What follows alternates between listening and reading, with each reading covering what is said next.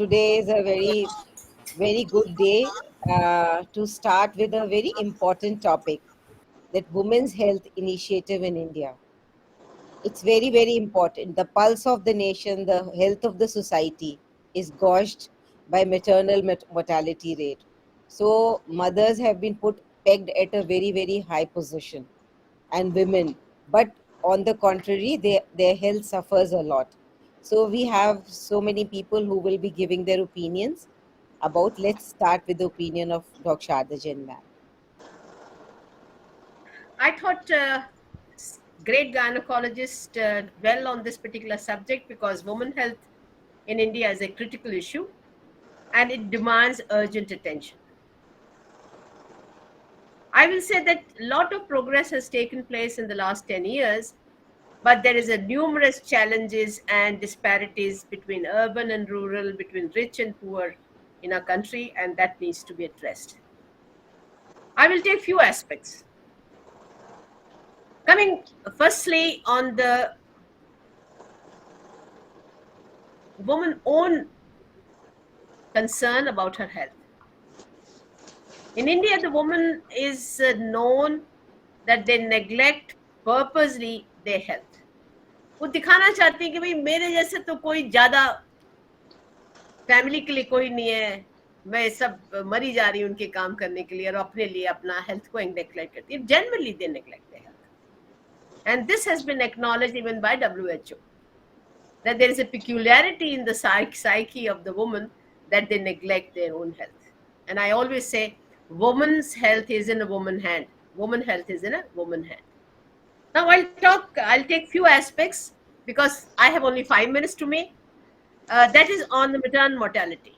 You know that the maternal mortality remains very high, even if today it stands at 96 in 2020 and 21. In comparison to the Western world, we are far, far high. And it is different in rural areas and slums. You find it is definitely high, and there are pockets in our country. I'm told in Arunachal Pradesh, it is very high, and places like Chandigarh, Delhi, you take up Kerala and southern states, it is pretty encouraging to see these states how less maternal mortality they have. But at the same time, we find in the last 10 years, since the time not only there is a focus on the safe pregnancy, it has been a focus on the institutional deliveries, and now you find plus 90% deliveries are taking place even at primary health center. So they are not, there are very few people are delivering at home. And I think, this is way about it, and we know that sustainable development goal next is 2030, when from this 96% it has to go to 70. Mortality has to go to 70 per lakh by 2030, and it is expected that India very easily going to reach to this particular sustainable development goal 3. Now coming to anemia and nutrition, you know that anemia and nutrition are two sides of the same coin, and it stands around 50% or 60%. Malnutrition is very difficult to diagnose even by senior clinicians, but anemia is one thing which can be picked up very easily. And we know that in National Family Health Survey showed that there is a 10% increase in the anemia rate as far as the children are concerned, adolescents are concerned, and a woman, adult woman is concerned during pregnancy and otherwise. And this 60% is too much big hassle to tackle, because already a prime minister has said 2047 we will be developed country, and by that time our aim should be less than 5% as per the anemia in the country is concerned. So I think anemia and malnutrition, as you all know, not only impacts the woman health, it has intergenerational effect implications. And you find that there's a stunting and health problems in the child, as well as you find that the IQ of the mother is decided on the hemoglobin of the mother during pregnancy. So this particular message I want anybody who's listening us is that the IQ of the mother is decided by the mother's hemoglobin during pregnancy. Now, coming to our reproductive health. On this particular front, also, when I see National Family Health Survey, I can see that the unmet needs today stand around 9% in the fifth National Family Health Survey against in fourth survey as 13%.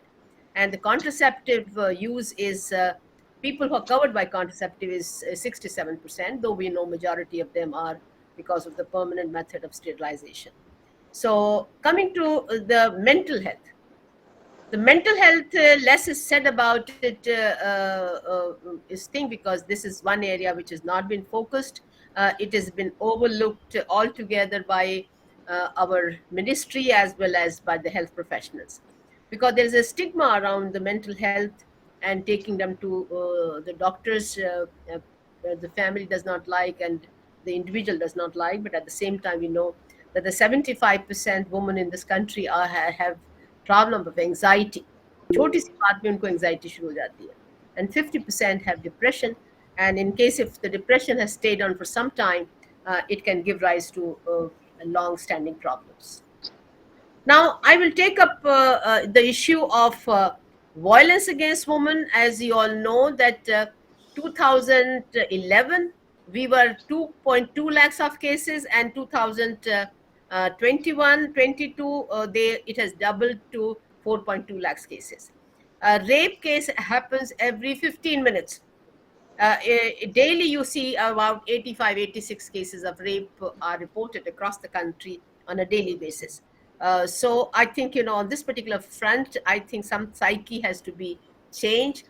The mothers have to take the onus, telling these boys that the other ladies on the road and the mohallas are is you should be treating them like your sisters, and these are not objects for exploitation. So I think, I will not really dwell on this particular aspect, but I just want to tell you that the National Crime Bureau has shows a picture which is very bad, and every year it is uh, uh, uh, Increasing. getting bad to worse. Now, coming to education and awareness, because I think all this thing, anybody who is conscious about their health has to be educated. On this particular front, I can say that, when we got our independence, the literacy rate in this country was 18%, and it stands at around 78%. As for Delhi is concerned, I will say Delhi and Chandigarh, I can say that women literacy is 81% against men, which stands around 86%. Kerala for women is 92%, for boys it is 94%, and which I think, I'm glad that 95% of the women are going up to class 5, and people who are go up to class 5, उनको पता चल जाता है, discretion करना आ जाता है कि what is good for their family and what is not good for their family. I'm told soon 90% of the women of this country will be 10th pass also. So I think that good news has to come. And finally, coming to gender inequality, gender equality. I think this is the bottom line, and we all know that the woman goes through the roller coaster relationship in every age of her life, and you can see that. Despite of the best efforts by the government of India, that all gates have been opened for the woman, and still there is a lot of discrimination against women. There are cultural, things are there, and if anybody going ahead, if बड़ी गाड़ी लगा चला के एक lady जा रही हो, तो उसको भी लोग मुड़ मुड़ कर देखते हैं कि this is happening. So I think, हमारा mindset की थोड़ी सी problem है. And finally, coming to the government initiatives, I think the government of India requires all kudos for opening all doors for women health, and a lot of improvement has taken place. And in National Health Mission also, there is a special focus.